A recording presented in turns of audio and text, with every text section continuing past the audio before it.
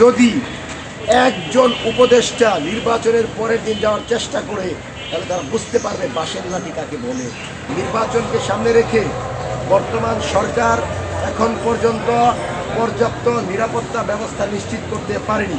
রাজনৈতিক সহিংসতা থেকে শুরু করে দলীয় কুন্দলে, চাঁদাবাজি, টেন্ডারবাজি সহ সহিংসতা বেড়েই চলেছে।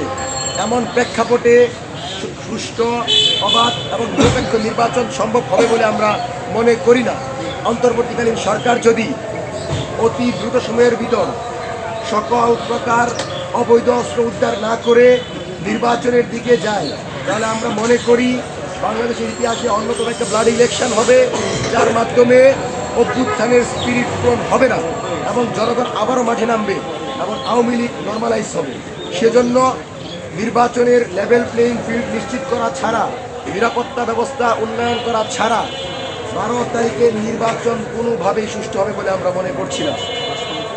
পদ্মা সেতু, মেট্রো রেল এবং এলিভেটেড এক্সপ্রেসওয়ে নির্মাণের গর্বিত অংশীদার বসুন্ধরা সিমেন্ট। আমরা লক্ষ্য করছি বিভিন্ন রাজনৈতিক দলের নেতা এবং নেত্রীরা নিজের দলের আধিপত্য বিস্তারকে কেন্দ্র করে দেশের অভ্যন্তরীণ যে ঐক্য ছিল সেটাকে নষ্ট করার লক্ষ্যে বক্তব্য প্রদান করছে।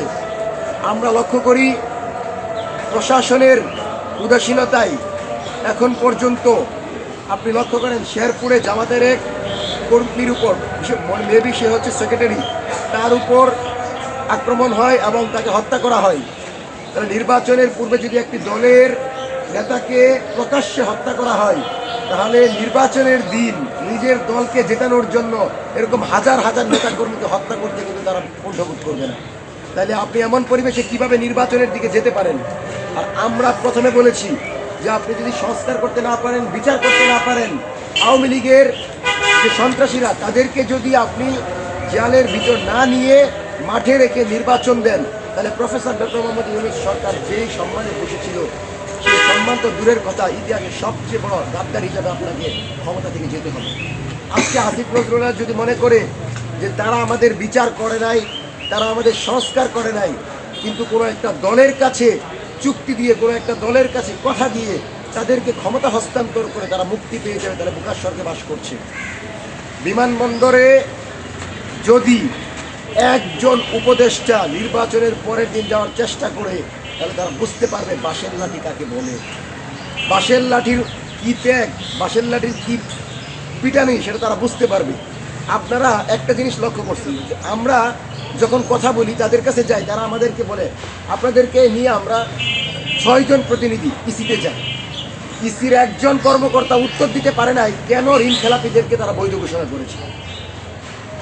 তার মানে যে ইসি ঋণ খেলাপির দায়ে অভিযুক্তদের ব্যাপারে সিদ্ধান্ত নিতে পারে না, যে ইসি দ্বৈত নাগরিকের ব্যাপারে স্পষ্ট কথা বলতে পারে না, সেই ইসি নির্বাচনের দিন কোনো কেন্দ্রে ভোট চুরি হলে তাদের ব্যাপারে সিদ্ধান্ত নিবে, এটা আমাদের বিশ্বাস হয় না।